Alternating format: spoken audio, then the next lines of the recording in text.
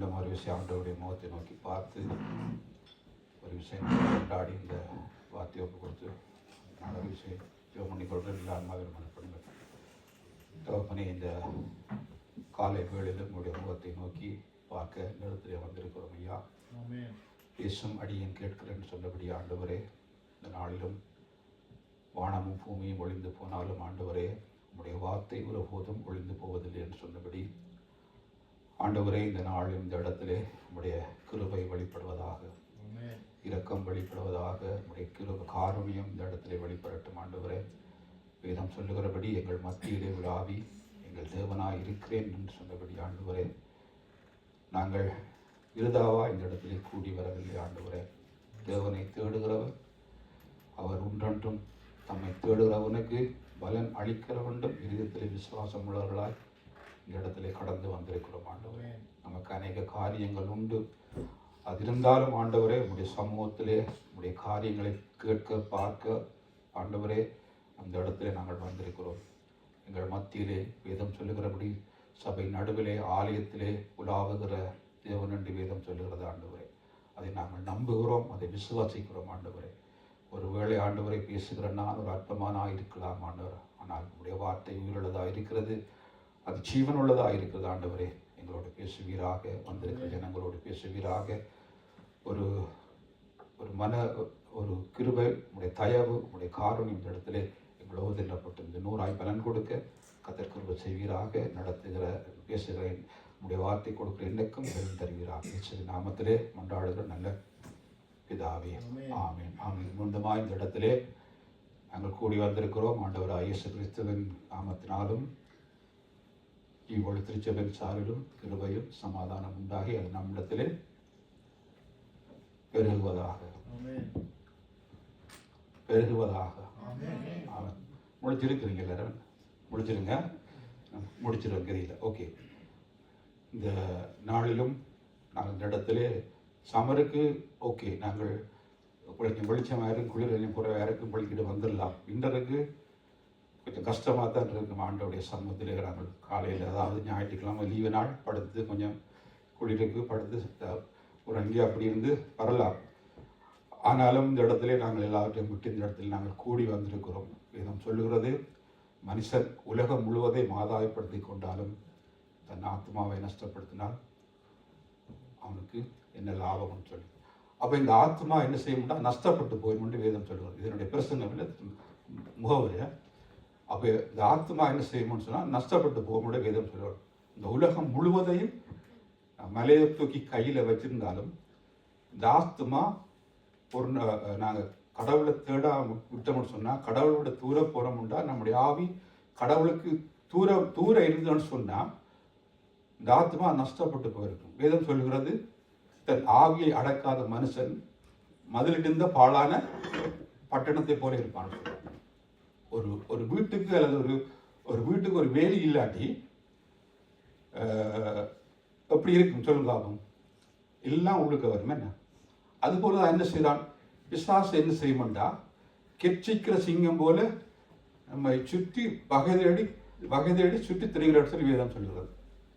எப்படி நம்ம விழுங்கலாமோன்னு சொல்லி வெளியில உள்ள ஆக்களை பிசாசு அப்படின்றான்.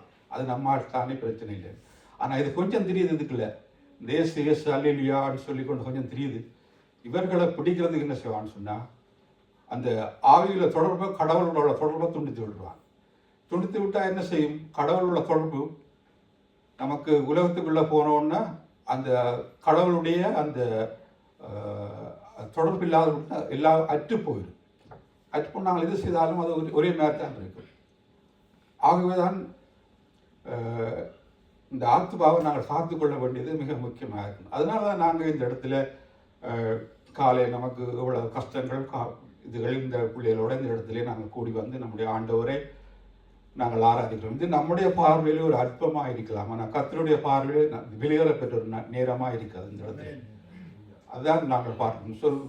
வெளியில் உள்ளவங்க யோசிப்பாங்க, கொஞ்சம் நாங்கள் பைத்தியக்காரர் போல கொஞ்சம் பேர் இருக்கிறாங்க இந்த அன்பப்பில் கூடி வந்து ஏதோ கத்திட்டு போகிறாங்கன்னு சொல்லி. ஒரு நாள் ஆண்டவுடைய சமூகத்திலே அந்த காரியங்கள் எல்லாம் கொடுப்போம். அதேபோல் பாருங்கள், அந்த இரவில் அவ்வளோ இந்த நாளில் நாங்கள் ஆராதனை நிப்பாட்டிக்கலாம். அவ்வளோ கஷ்டமாக இந்த இடமெல்லாம் இருந்தது. வேலை செய்கிறாங்க, தூசிகளால் இதுன்னு சொல்லி. அப்போ நாங்கள் நிப்பாட்டிட்டு அடுத்த கிழமை செய்திருக்கலாம். ஏன் நாங்கள் எல்லாம் சவரன் தெளிவாடி சொல்லிக்கலாம் இல்லாட்டு ஒன்று செய்ய முடியாது, எல்லாம் ஒரே இதாக இருக்கிற ஒரே ஒரே இதாக இருந்தது. காலையில் வரும்போது நாங்கள் எல்லாம் வந்து கூட்டி மப் பண்ணி எல்லாம் செய்து இந்த இடத்துல நாங்கள் ஆராதிக்கிறோம். காரணம்னு சொன்னால் நாங்கள் அனுதினமும் இந்த இடத்துல வந்து ஆண்டவரை நாங்கள் ஆராதிக்கும் போது அடுத்த கிழமைக்குரிய அந்த பெலன் நமக்கு உண்டாகுது. இந்த இடத்துல நாங்கள் ஒரு 2-3 கிழமை ஒரு கொஞ்ச நாள் சபைக்கு ஆராதனைக்கு விட்டு பாருங்க, நாங்கள் ஆன்லைனில் கேட்குறோம் உண்டு, அப்படியே கடவுளை விட்டு கொஞ்சம் தூரமாக அப்படியே போயிடுவோம். அதுக்கு பிறகு நம்மளுடைய ஆவி கடவுளோட இருக்காது. அதனால தான் இந்த இடத்துல நாங்கள் கூடி வந்து நம்முடைய ஆத்மாவை காத்து கொள்ளும்படியா இது ஆத்மா நமக்கு மிகவும் பிரயோசனம், மிகவும் ஒரு முக்கியமான ஒரு காரியமாக இருக்கிறது. நேரம் சரியா உள்ளது.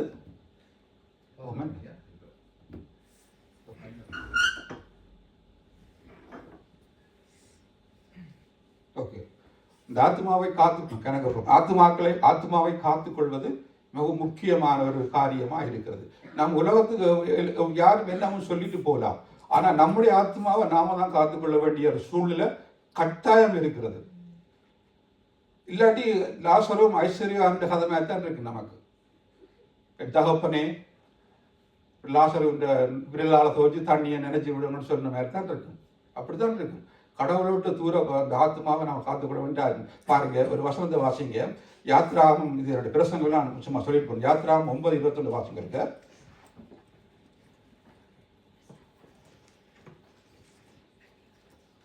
யாத்ராகம் 9:21.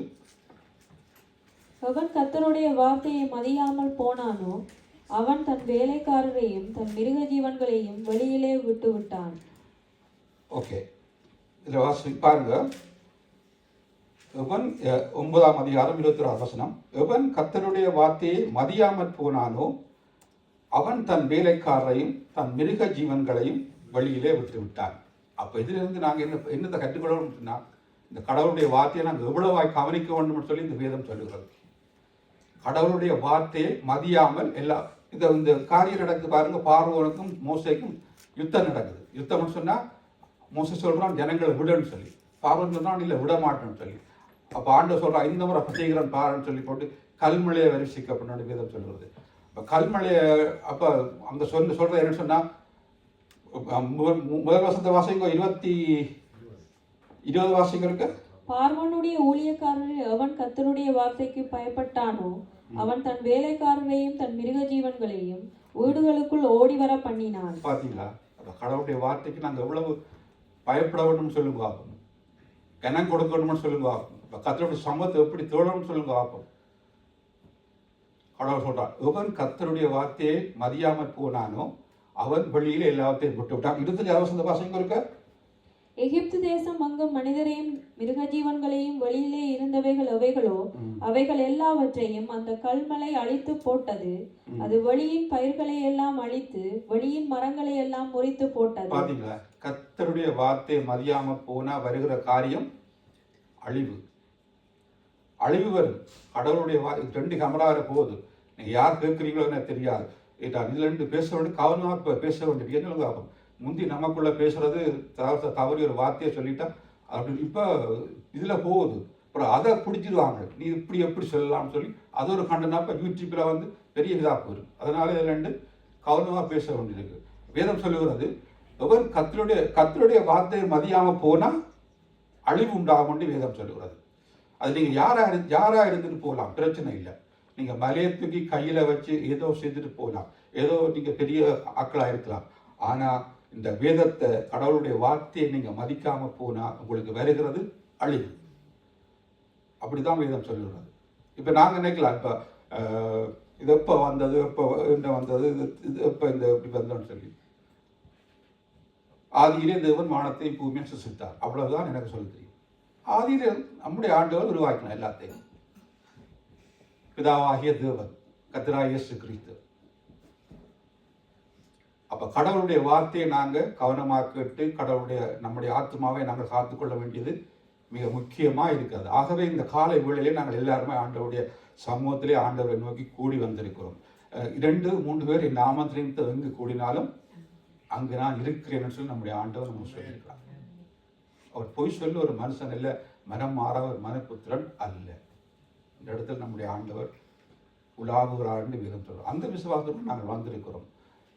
சொல்கிற நல்ல போராட்டத்தை போராடினேன், ஓட்டத்தை முடித்தேன், விசுவாசத்தை காத்துக்கொண்டேன், இது முதல் நீதியின் கிரீடம் நமக்கு வைக்கப்பட்டிருக்கிறது. அதுக்காக தான் வர்றோம். ஏதோ ஒன்று கடமைக்காக இந்த இடத்துல நாங்கள் யாருமே வரையில்லை. காலையில் எழும்பி இந்த இடத்துல நாங்கள் வரையில்லை. ஆண்டவரே நமக்கு செய்த நன்மைகளை நினைத்து துதித்து பாருங்க. இன்னும் கனகாலங்கள் இல்லை பாருங்க. அணுகொண்டு ரஷ்யா எடுத்துட்டு எல்லாம் உலகமெல்லாம் ஆடி போயிருக்குது. என்ன நடக்கப்படுத்தியா? ஆனால் நாம் ஒரு ஒரு இதுக்குள்ள வந்திருக்கிறோம், பிள்ளைக்குள்ள நிற்கிறோம். இப்போ ஆண்டவருடைய சித்தைக்குள்ள நிற்கிறோம், மறைவில் இருக்கிறோம். எப்போ என்ன நடக்கும்னு நமக்கு தெரியாது. ஆகவே நம்முடைய ஆண்டவரை நாங்கள் துதித்து பாடி அவருடைய நாமத்தை உயர்த்தி அவருடைய வார்த்தையை கேட்டு இன்னுமாய் நாங்கள் கர்த்தருக்குள்ளாய் இன்னுமாய் நாங்கள் இருப்போமானால் வருகிற ஆக்கினைக்கு நாங்கள் தப்பித்து கொள்ள ஏதுவாக இருக்கும். இல்லைன்னு சொன்னால் பெரிய மிக பயங்கரமான சூழ்நிலையாக இருக்கும். அந்த வருகையிலே நாங்கள் கைவிடப்படுவோமா இருந்தால் அல்லது நம்ம மரணம் முந்துமாக இருந்தால் நம்முடைய வாழ்க்கையிலே பரிதாபமாக இருக்கும். நாங்கள் எத்தனையோ கோடியை கையில் வச்சிருக்கலாம், எத்தனையோ காரியங்களை செய்யலாம். ஆனால் ஆண்டவர் நம்முடைய வாழ்க்கையில இல்லை என்று சொன்னால், அவருடைய நம்மள மனம் திரும்பல் இல்லைன்னு சொன்னால், பரிசுத்தமான வாழ்க்கை இல்லைன்னு சொன்னால், ஜீவனுள்ள தேவனை நாங்கள் கண்டுகொள்ளாமல் இருப்போமாக இருந்தால், நாங்கள் இதெல்லாம் சும்மா அற்ப காரியம் என்று நாங்கள் இருப்போமாக இருந்தால், கடவுளுடைய வார்த்தையை நாங்கள் மதிக்காமல் போவோமாக இருந்தால் ஒரு நாள் ரொம்ப வேதனைப்பட்டு பரிதாபத்துக்குரியவர்களாக நாங்கள் வாழ்வோம். சரி, இந்த நாள் நாங்கள் பிரசங்கத்துக்கு போகலாம். முடிக்கிற நேரத்துக்கு சங்கீதம் 102 வாசிங்க.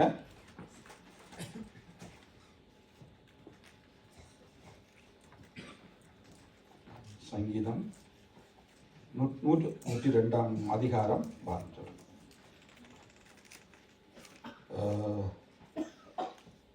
19-20 வாசிங்க இருக்கேன். கர்த்தர் கட்டுண்டவர்களின் பெருமூச்சை கேட்கவும் கொலைக்கு நியமிக்கப்பட்டவர்களை விடுதலையாக்கவும் நம்முடைய உயர்ந்த பரிசுத்த ஸ்தலத்திலிருந்து பார்த்து வானங்களிலிருந்து பூமியின் மேல் கண்ணோக்கமானார். ஓகே, பாருங்க இது என்ன சொல்லுது சொன்னா, கர்த்தர்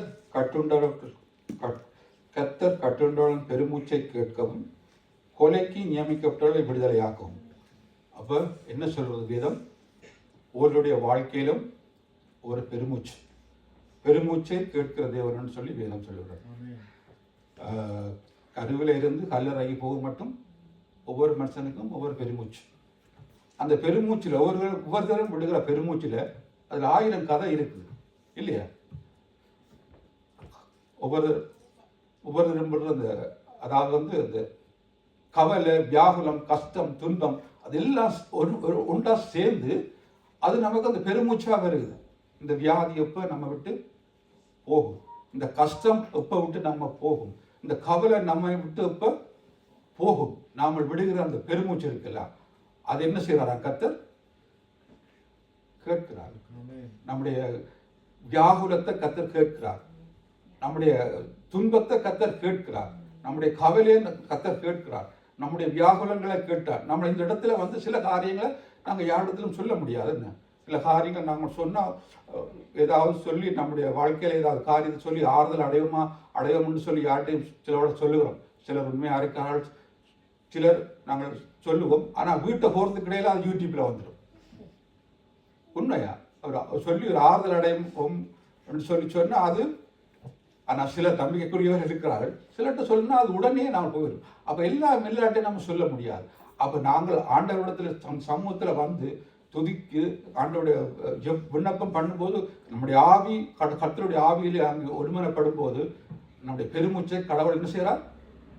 கேட்கிறார். உடனே நமக்கு பதில் வராவிட்டாலும் அதனுடைய காலங்கள் கடந்து போகும்போது அந்த நேரம் வரும்போது நம்முடைய ஆண்டவர் அதை நமக்கு செய்கிறவராக இருக்கிறார். ஆண்டவர் எல்லார்ட்ட சொல்ல முடியாது. அப்போ நம்முடைய ஆவி நம்முடைய ஆண்டவரிடத்தில் நம்ம ஒன்றாக இருக்கும்போது நமக்கு ஒரு விடுதலை உண்டாகும். இந்த இடத்துல துதித்து ஆண்டோடைய வார்த்தையை கேட்கும் போது ஒரு விடுதலை உண்டாகும். நாம் கத்திரத்தை எல்லாத்தையும் சொல்லிவிட்டால் நம்முடைய பெருமூச்சு ஆண்டவர் கேட்கிறார் சொல்லி அங்கே வேதம் சொல்லுகிறத நாங்கள் பார்க்கிறோம். பாருங்க, சொல்வது கட்டுண்டவளின் பெருமூச்சை ஆண்டவர் கேட்கிறார். ஒவ்வொரு வாழ்க்கையிலும் ஒவ்வொரு பெருமூச்சுகள் கண்டிப்பாக இருக்கு, இல்லைன்னு சொல்ல முடியாது. கஷ்டப்பட்டவர்களுக்கும் பெருமூச்சு வரும், பணக்காரனுக்கும் பெருமூச்சு வரும். பணக்காரனுக்கு எப்படி வரும்? இந்த பணத்தை எப்படி பாதுகாக்கிறது, பணத்தை வச்சு எப்படி பாதுகாக்கிறது, ஒருவேளை என்ன கொன்றுவாங்களோ, ஒருவேளை நான் செத்துருவனும் அப்படின்னு சொல்லி அவ்வளவுக்கும் பெருமூச்சு இருக்கு. ஆனால் வேதத்தில் உள்ளது கட்டுண்டவர்களின் பெருமூச்சை கர்த்தர் கேட்கிறான்னு சொல்லி வேதம் சொல்லுவது. இப்போ நமக்கு ஒரு கேள்வி வரும், என்ன இப்போ இப்படி கர்த்தர் நம்முடைய வந்து பெருமூச்சை, ஜெபத்தை, விண்ணப்பத்தை, காரியங்களை கேட்டான்னு நீங்க சொல்றீங்க. உண்மை. அப்ப நம்முடைய வாழ்க்கையிலே அது இப்படி நடக்குது சொல்லி, கர்த்தருக்குள்ள நான் சரியாத்தான் இருக்கிறேன், கர்த்தருக்குள்ள எல்லா காரியங்களையும் நான் ஒழுங்காத்தானே செய்கிறேன். ஆனா என்னுடைய வாழ்க்கையில இப்படியான காரியங்கள் நடக்குதே அப்படின்னு சொல்லி ஒரு கேள்வி நமக்கு வரும். அந்த அந்த அந்த அந்த துன்பம், கஷ்டம், கவலை, கண்ணீர் இப்படியெல்லாம் நமக்கு வருகிறோன்னு சொல்லி நமக்கு ஆண்டவர் நம்ம கேட்கிறான்னு சொல்லி அந்த காரியங்கள் நமக்கு வருகிறது. அப்போ ஒரு மனுஷன் இப்ப நான் சொல்றத கேட்கறதுக்கு அவர் என்னவா இருக்கணும்? இப்ப நான் கிறிஸ்துவோட சொல்றேன், இந்த உதாரணம் சொல்றேன், இந்த கேமரா விழ போகணும்னு சொல்லி. அப்ப அவர் என்ன செய்யறார்? கேட்டு எழுந்து இதை சரிப்படுத்துறார். அப்ப அவருக்கு என்ன இருக்கணும்?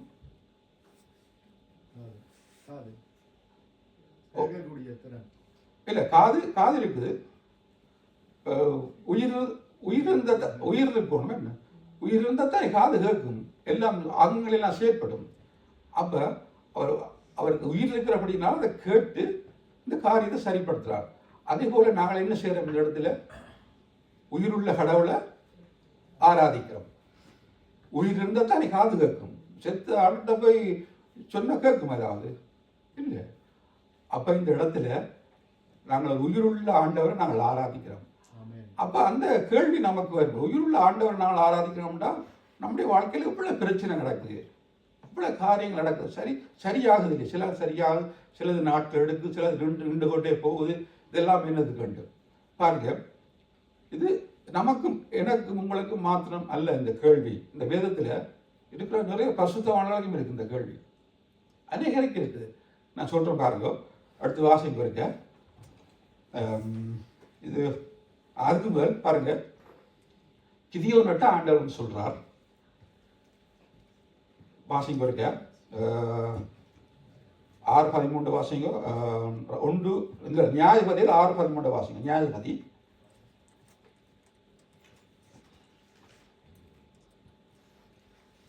நியாயாதிபதி 6:13.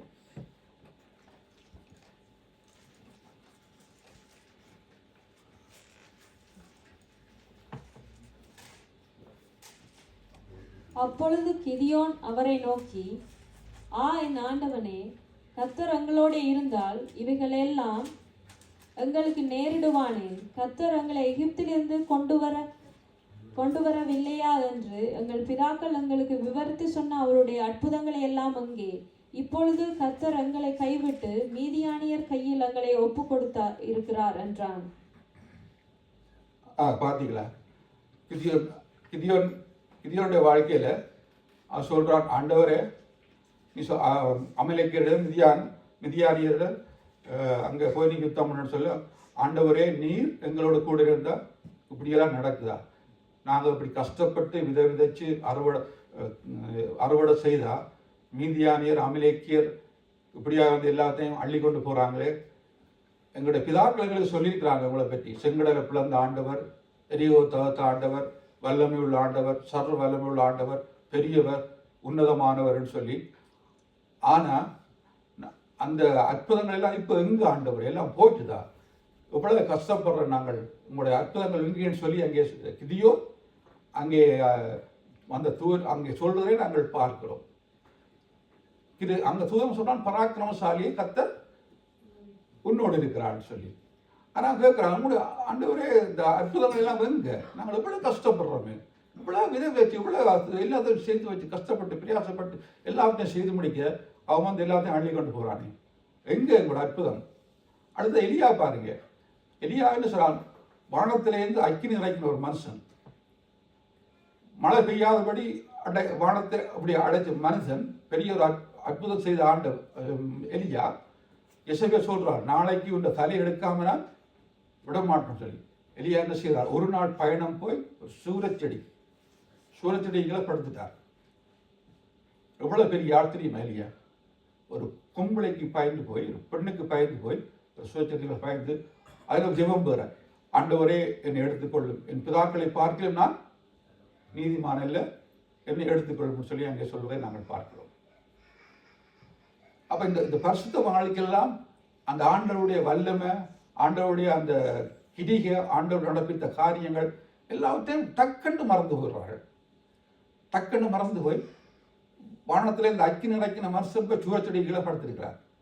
கிரியோனை பார்த்தீங்கன்னு சொன்னால், ஆண்டவரே எங்க உங்களுடைய அற்புதங்களுடைய வல்லமை எங்க, அந்த பராக்கிரமசாலி எப்போன்னு சொல்லி எங்கே ஆண்டவரேன்னு சொல்லி பார்க்க. அடுத்த வாசிங்க இருக்க சங்கீதம் 73 வாசிங்க இருக்க. சங்கீதம் 73:3. துன்மார்க்கரின் வாழ்வை நான் காண்கையில் வீம்புக்காரராகிய அவர்கள் மேல் பொறாமை கொண்டேன். பாத்தீங்கன்னா, இது நான் முன்பும் இருக்க இந்த பிரசங்கம் பண்ணா இதுக்கு சம்பந்தப்பட்டது இல்லை, வேற சம்பந்தப்பட்டது. ஆனால் இப்போ இதுக்கு தேவைப்படுறதுனால எடுக்கணும். கடவுளுடைய வார்த்தை திரும்பவும் இன்னொரு விஷயம் நமக்கு வருதுன்னு சொன்னால், நம்ம ஏதோ ஒரு காரியத்தை நமக்கு சொல்ல வருதுன்னு சொல்லி நாங்கள் விசுவாசிக்க வேண்டும். எனவே இந்த நாளும் தொடர்ந்து வாசிங்க இருக்க. மரண பரியந்தம் அவர்களுக்கு இடுக்கண்கள் இல்லை, அவர்களுடைய பலன் உறுதியாய் இருக்கிறது. நரர்படும் வருத்தத்தில் அகப்பட்டார்கள், மனுஷர் அடையும் உபாதையை அடையார்கள். ஆகையால் பெருமை சரப்பணியைப் போல அவர்களை சுற்றி கொள்ளும், கொடுமை ஆடையைப் போல் அவர்களை மூடிக்கொள்ளும்.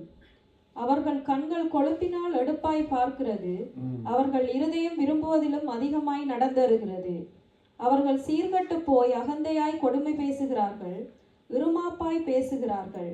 தங்கள் வாய் வானம் மட்டும் மட்ட பேசுகிறார்கள், அவர்கள் நாவு பூமியெங்கும் உலாவுகிறது. ஆகையால் அவருடைய ஜனங்கள் இந்த வழியாகவே திரும்புகிறார்கள், தண்ணீர்கள் அவர்களுக்கு பரிபூர்ணமாய் சுரந்து வரும். தேவனுக்கு அது எப்படி தெரியும், உன்னதமானவருக்கு அதை பற்றி அறிவு உண்டோ என்று சொல்லுகிறார்கள். இதோ இவர்கள் துன்மார்க்கர், இவர்கள் என்றும் சுகஜீவிகளாயிருந்து ஆஸ்தியை பெருக பண்ணுகிறார்கள். நான் விருதாவாகவே என் இருதயத்தை சுத்தம் பண்ணி குற்றமில்லாமையினாலேயே என் கைகளை கழுவினேன். பாருங்க, நமக்கும் சில இது வருது. என்ன சில இந்த காரியங்கள் நமக்கும் வருது. நான் கடவுள்கிட்ட வாரன், கடவுளை திறன், கடவுளுக்குரிய காரியங்கள் எல்லாவற்றையும் செய்கிறேன், பரிசுத்தமா வாழ்றேன், கர்த்தருக்கு பிரியமா இருக்கிறேன். ஆனா என்னுடைய வாழ்க்கை இப்படி இருக்குது. ஆனா வெளியில பார்க்கும்போது, அவனை பார்க்கும்போது அவன் எப்படி இருக்கிறான், என்ன மாதிரி நடக்கிறான், அப்படி இருக்கிறோட சில வேளையில நமக்கு அந்த வருது. சில வேளையில் நாமும் அவனை போல நடக்கலாமா என்ற ஒரு சூழ்நிலை நமக்கு வருது. வாசிங்க தொடர்ந்து 13வது வசனத்தை. நான் விருதாகவே என் இருதயத்தை சுத்தம் பண்ணி குற்றமில்லாமையிலே என் கைகளை கழுவினேன். நான் நாள்தோறும் நான் வாதிக்கப்பட்டும் காலைதோறும் தண்டிக்கப்பட்டும் இருக்கிறேன். இவ்விதமாய் பேசுவேன் என்று நான் சொன்னேனானால் இதோ உம்முடைய பிள்ளைகளின் சந்ததிக்கு துரோகியாவே. பாத்தீங்களா, இதுதான் முக்கியம். என்ன நான் இப்படி சொல்லுவேன், இப்படி கடவுளை தேடி கடவுள்கிட்ட ஒன்றும் கிடைக்கல, இப்படி காரியங்கள் இருக்குன்னு சொன்னா என்னுடைய பிள்ளைகளுக்கல்ல என்னுடைய சந்ததிக்கே நான் துரோகியா போயிடுவேன்னு சொல்லி, இப்படி கடவுளுக்காக நான் இவ்வளவு காரியம் செய்கிறேன், இவ்வளவு நடக்குது, அவன் துன்மார்க்க நல்லா இருக்கிறான், நல்லா எல்லாம் செய்கிறான். முன் வசத்தை பார்த்தீங்கன்னா அவனுடைய பிள்ளைகளை ஓடி தெரியுது, ஒன்றும் குறைவில்லை, எல்லாம் அப்படி அவன் நினைச்சதுக்கு மேலால் ஆசீர்வாதம் வருகிறது. ஆனால் நான் இப்படி இருக்கிறேனே என்று சொல்லி அப்படி நான் நினைப்பேனாக இருந்தால் என்னுடைய சந்ததிக்கு நான் துரோகி ஆவேன்னு சொல்லி வேதம் சொல்லுகிறது. யோபு என்ன சொல்ல, அவர் என்னை கொன்று போட்டாலும் அவர் மேல் நம்பிக்கை அறிப்பேன்னு சொல்லி வேதம் சொல்லுகிறது. நம்முடைய வாழ்க்கையில் அப்படித்தான் இருக்கும். நாம அப்படித்தான் சில காரியங்கள் நமக்கு வருது. கர்த்தருக்குள்ள நல்லா, அதாவது நான் இங்க சொல்லல, நீங்க பாத்தீங்கன்னு சொல்ல, அதாவது கிறிஸ்தவ திருச்சபைக்குள்ள அநேக காரியங்கள், அநேக பாடுகள் உள்ள இடங்களை நாங்கள் பார்க்கிறோம், கண்ணால கண்டிருக்கிறோம். நல்லா தான் கடவுள்களை இருக்கிறார், நல்லா தான் எல்லாம் செய்கிறார். ஆனால் அவருடைய வாழ்க்கையில் இப்படியான காரியங்கள் நடக்குது. வேதம் சொல்லுறது சொல்ல பார்ப்போம். புலம்பலில் சொல்லப்படுகிறது, அவர் மனப்பூர்வமாய் மனுபுத்திரனை சிறுமையாக்கி சஞ்சலப்படுத்துகிறவர் அல்ல. கடவுள் மனப்பூர்வமாய் காரியங்களை செய்கிறவர் அல்ல. ஏதோ ஒரு காரணம் இருக்கிறபடினால அதை செய்கிறார்னு சொல்லி வேதம் சொல்கிறது. ஒருவனையும் அவர் மனப்பூர்வமாய் சோதித்து நடத்துவார் அல்லன்னு வேதம் சொல்கிறது. அப்போ இங்கே பாருங்க, விருதாவாய் நான் என் காய்களை சுத்தம் பண்ணி இப்படி ஆட்சிக்கிறேன்னு சொல்லி இதில் நிறைய வசனங்கள் கிடக்கு. பாருங்க, இப்போ 21 வசனம் வாரீங்க. இப்படியாக என் மனம் கசந்தது, என் உள்ளிதிருதயங்கள் குத்துண்டேன். நான் காரியம் அறியாத மூடனானேன், உமக்கு முன்பாக மிருகம் போலிருந்தேன். ஆனாலும் நான் எப்பொழுதும் உம்மோடிருக்கிறேன், என் வலது கையை பிடித்து தாங்குகிறீர். உம்முடைய ஆலோசனையின்படி நீர் என்னை நடத்தி முடிவிலே என்னை மகிமையில் ஏற்றுக்கொள்வீர். இதுதான் நமக்கு முக்கியம். பாருங்க, சொல்றார் 22வது வசனம், நான் காரியம் அறியாத மூடனானேன், உமக்கு முன்பாக மிருகம் போல் இருந்தேன், ஆனாலும் நான் எப்பொழுதும் உம்மோடு இருக்கிறேன். என் வலது கையை பிடித்து தாங்குகிறீன்னு சொல்லி வேதம் சொல்லுகிறது. இது கடவுள் அறியாத ஆட்களுக்கு இப்படி சொல்ல முடியாது. நான் உம்மோட இருக்கிறேன்னு சொல்லி சொல்ல முடியாது. கடவுளை தேடாத ஆட்களுக்கு இதெல்லாம் இல்லை. சொல்றார், உம்முடைய ஆலோசனைப்படி நீர் என்னை நடத்தி, 24வது வசனம், உம்முடைய ஆலோசனையின்படி என்னை நடத்தி முடிவிலே என்னை மகிமையில் ஏற்றுக்கொள்வீர். இதுதான் நமக்கு முக்கியம். உம்முடைய ஆலோசனையின்படி என்னை நடத்தி நீ முடிவிலே மகிமையிலே ஏற்றுக்கொள்வீர். இந்த பாடமும் மனுஷனுடைய வேதம் சொல்வது, மனுஷனுடைய ஆயுச நாட்கள் 70 மிஞ்சினா 80, அவ்வளவுதான். அதுக்கு பிறகு எங்கே போறீங்க? மகிமையிலே ஏற்றுக்கொள்வீர். ஒன்று மேலே போகணும், இல்லை கீழே போகணும். அப்போ நாங்கள் இந்த இடத்துல வந்திருக்கிற நாங்கள் அவருடைய நாமத்தில் விசுவாசம் உள்ளவர்களாய் அவர் ஏற்றுக்கொண்டவர்கள் அத்தனை பேர்களும் தேவனுடைய பிள்ளையாகும்படி நமக்கு அதிகாரம் கொடுத்துட்டோம். அப்போ நமக்கு மகிமை இருக்கா இல்லையா? அதுக்கு தான் இந்த இடத்துல நாங்கள் வாரோம். நமக்கு வேதம் கட்டுண்டவர்களை கர்த்தர் கட்டுண்டவர்களின்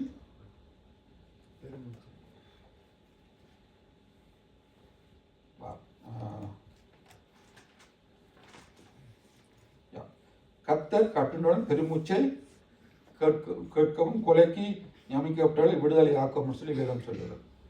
அப்போ நமக்கு இந்த கட்டுகள் நமக்கு இருந்தாலும், இந்த காரியங்கள் நமக்கு சுற்றி வர இருந்தாலும், ஆனால் ஒன்று நமக்கு தெரியுது, எல்லாம் நம்ம சுற்றி நம்மை நெருக்கினாலும், நம்முடைய காரியங்கள் நம்ம சில வெளியிலே எழும்ப விடாதபடி நம்மை மடக்கினாலும், நமக்கு என்ன இருக்கு? மகிமையான ஒரு விஷயம் நமக்கு இருக்கு.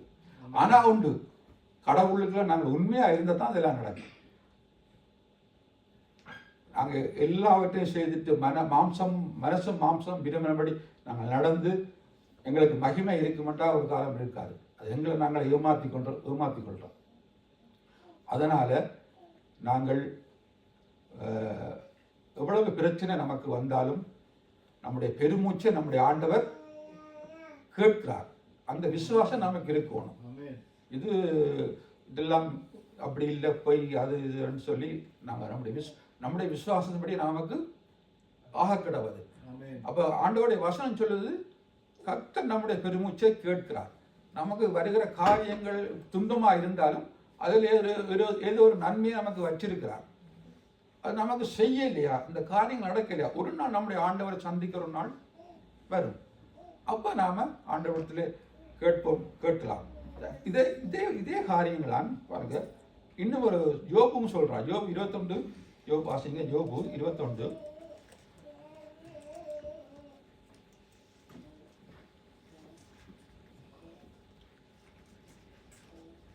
7 வாசிங்க. துன்மார்க்கர் ஜீவித்து விருத்தராகி வல்லவராவனே. அதே காரியம் தான் சொல்றாங்க. வாசிங்க. அவர்களோடு கூட அவர்கள் சந்ததியார் அவர்களுக்கு முன்பாகவும் அவர்கள் பிள்ளைகள் அவர்கள் கண்களுக்கு முன்பாகவும் திடப்படுகிறார்கள். அவர்கள் வீடுகள் பயமில்லாமல் பத்திரப்பட்டிருக்கும். தேவனுடைய மிலாறு அவர்கள் மேல் வருகிறதில்லை. அவர்களுடைய எருது பொழிந்தால் வீணாய் போகாது. அவர்களுடைய பசு சினையழியாமல் ஈணுகிறது. அவர்கள் தங்கள் குழந்தைகளை ஒரு மந்தைகளைப் போல வெளியே போக விடுகிறார்கள். அவர்கள் பிள்ளைகளை குதித்து விளையாடுகிறார்கள். அவர்கள் தம்புரையும் சுரமண்டலத்தையும் எடுத்து பாடி கிண்ணறத்தின் ஓசைக்கு சந்தோஷப்படுகிறார்கள். அவர்கள் செல்வான்களாய் தங்கள் நாட்களை போக்கி பாத்தீங்களா, ஒரு கணப்பொழுதில் பாதாளத்தில் இறங்குகிறார்கள். அது நமக்கு முக்கியமா, இது நமக்கு முக்கியமா? பாருங்க, இந்த மேல் வசனம் ஃபுல்லா சொல்லுகிறது நல்ல சந்தோஷமான வாழ்க்கை. அவள் விரும்பினத்தை விட எல்லாம் அவளுக்கு கிடைக்குது. ஆனா முடிவு என்ன சொல்லுது? பாதாளம். அப்ப நமக்கு என்ன இருக்கு? மகிமை இருக்கு. இன்றைக்கு வாசிக்கப்பட்ட சங்கீதம் 138, துன்பத்தின் நடுவிலே நடந்தாலும் நீர் என்னை உயிர்ப்பிப்பு. இது ஆண்டவருடைய வசனம். நான் துன்பத்தின் நடுவில் நடந்தாலும் நீர் என்னை உயிர்ப்பிப்பீர். அப்ப நமக்கு என்ன இருக்கு? துன்பம் இருக்கு. இங்க நம்ம வந்தா இங்க நமக்கு கடவுளுடைய கடவுளுடைய காரியங்களை நமக்கு இருந்தாலும் நம்முடைய வாழ்க்கையில் அநேக காரியங்கள் வரும். ஆனா அந்த காரியத்தை நாங்கள் எல்லாம் சகித்து நாங்கள் போமா இருந்தா கடைசியில் நமக்கு வருகிறது மகிமை என்று சொல்லி வேதம் சொல்லுகிறது. கர்த்தர் கட்டுனுடன் பெருமூச்சை கேட்கிறார். நம்முடைய வாழ்க்கையில இன்றைக்கு அநேகருக்கு அநேக காரியங்கள் இருக்கு. இந்த இடத்துல நாங்கள் வந்திருக்கிறோம். மற்றவர்களுக்கு முன்பாக மற்றவர்களுக்கு தெரியாத நம்முடைய காரியங்கள், ஆனா ஆண்டவருக்கு நமக்கு தெரியும். தனிமையில நாங்கள் செய்கிற காரியங்கள், ஆண்டவருடைய விடுகிற கண்ணீர்கள், கஷ்டங்கள், துன்பங்கள், வேதனைகள், கவலைகள் எல்லாருக்கும் இருக்குது. என்ன உட்பட எல்லாருக்கும் ஏதாவது ஒரு காரியம் நம்மை சூழ்ந்து இருக்கும். ஆனா ஆண்டவர் என்ன வேதம் சொல்லுங்க, நம்முடைய ஒரு பெருமூச்சை கேட்கிறார். நமக்கு இந்த பெருமூச்சு ஆண்டவருடைய வார்த்தைக்கு நாங்கள் காத்திருந்து சில விட நமக்கு முடிவு வருது, சில விட வருதில்லை. ஆனால் பொறுமையுடன் காத்திருந்தோமானால் அந்த முடிவு சமாதானமாக இருக்கும்னு வேதம் சொல்லுவது. நமக்கு ஒரு மகிமையான வாழ்க்கை இருக்கு. அதுக்கு தான் நாங்கள் இந்த இடத்துல வந்திருக்கிறோம். வாரம் போகிறோம், கர்த்தருடைய காரியங்களை செய்கிறோம், கூடி வந்து இப்படியான காரியங்களை அந்த இடத்துல நாங்கள் செய்கிறோம். ஆகவே ஒவ்வொருத்தருக்கும் ஒவ்வொரு பிரச்சனை இருக்குது.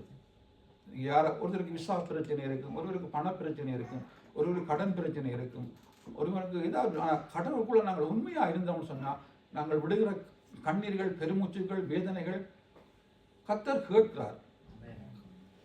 அதான் இந்த வசனம் சொல்றது. பெருமூச்சை கேட்கிறார், கட்டுண்டோட பெருமூச்சை. அப்ப நாங்கள் ஒரு கவலையில இருக்கும்போது நமக்கு என்ன இருக்கிறோம்? கட்டில இருக்கிறோம். அப்ப நாங்கள் விடுகிற கண்ணீர், பெருமூச்சுகள் எல்லாம் ஆண்டவர் கேட்கிறார். கேட்டு அவருடைய பதிலை நமக்கு தருகிற ஆண்டவராக இருக்கிறார். சும்மா அதில் ஆண்டு வேதத்தில் எழுதப்பட இல்லை. கர்த்தர் கட்டுண்டோன் பெருமூச்சை கேட்கிறான்னு சொல்லி நம்முடைய வியாகுலங்கள் நம்முடைய வேதனை எல்லாம் சேர்ந்துதான் இந்த பெருமூச்சை நமக்கு வருகிறது. இந்த வேதனைகள் எப்ப நமக்கு தீரும்னு சொல்லி அப்ப அந்த வேதனைகளை கடவுளுக்குள்ள உண்மை அறிந்தமண்டா கேட்கிறான்னு சொல்லி வேதம் சொல்லுவோம் நாங்கள் பார்க்கிறோம். பாருங்க, இன்னும் ஒரு யோனா சொல்கிறார், என் நெருக்கத்திலிருந்து கர்த்தரை நோக்கி கூப்பிட்டேன். யோனா 2:2 வாசிங்க. யோனா 2:2 தண்ணீர்கள் பிராண பரியந்தம் என்னை நெருக்கினது, ஆழி என்னை சூழ்ந்தது, கடற்பாசி என் தலையை சுற்றி கொண்டது.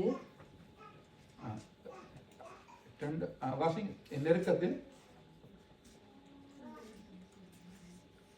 என் நெருக்கத்தில் நான் கர்த்தரை நோக்கி கூப்பிட்டேன், அவர் எனக்கு உத்தரவு அருளினார். நான் பாதாளத்தின் வயிற்றிலிருந்து கூக்குரலிட்டேன், நீர் என் சத்தத்தை கேட்டீர்.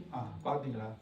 நெருக்கத்தில் இருந்து கர்த்தரை நோக்கி கூப்பிட்டேன், அவர் அப்படி நெருக்கத்திலிருந்து நான் கர்த்தரை நோக்கி கூப்பிட்டேன், அவர் எனக்கு உத்தரவு நான் பாதாளத்தின் வயிற்றிலிருந்து கூப்பிட்டேன், நீர் என்னை சத்தத்தை கேட்டீர். நமக்கு வருகிற நெருக்கம் ஆண்டவரை இன்னும் கிட்டி சேருகிறதுக்கு ஏதுவாக இருக்கிறது. அதனால நம்முடைய காரியங்களை ஆண்டவர் கேட்கிறான்னு நாங்கள் பார்க்கிறோம். அடுத்த வாருங்க, யாத்ராகமம் 2:23 வாசிங்க. யாத்ராகமம் 2:23.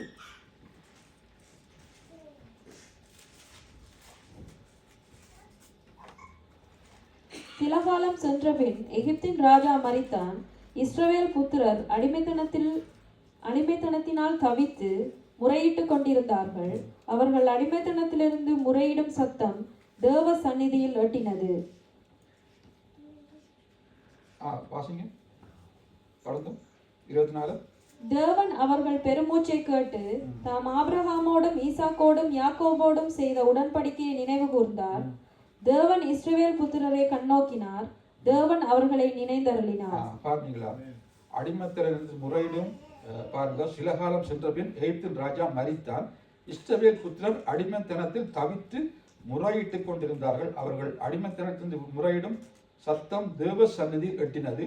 தேவன் அவர்கள் பெருமூச்சை கேட்டு தாம் ஆபிரகாமோடும் ஈசாக்கோடும் செய்த உடன்படிக்கையை நினைவு கூர்ந்தார்.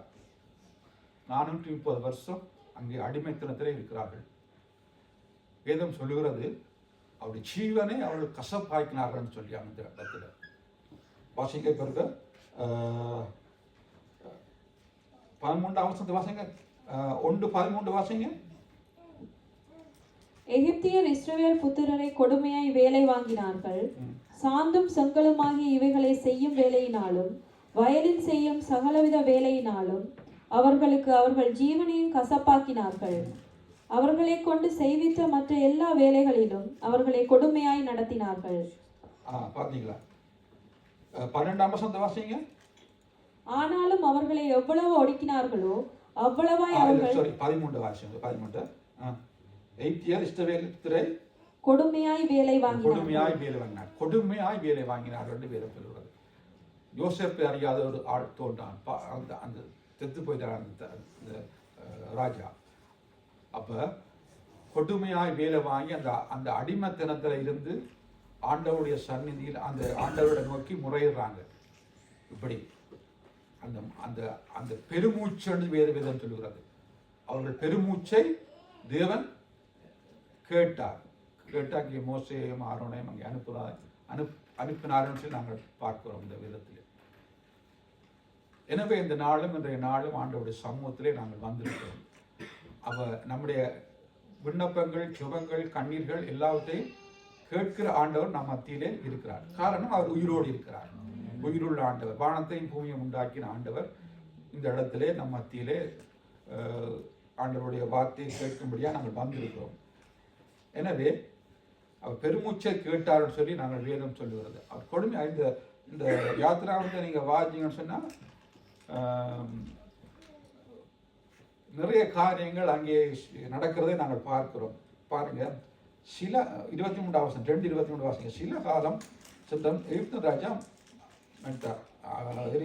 மரித்தார். இஸ்ரவேல் புத்திரர் அடிமைத்தனத்தில் தவித்து முறையிட்டுக் கொண்டிருந்தார்கள். அவர் அடிமைத்தனத்தில் முறையிடும் சத்தம் தேவ சந்நிதியில் அடிமைத்தனத்தில் தவித்தார்கள் என்று வேதம் சொல்கிறது.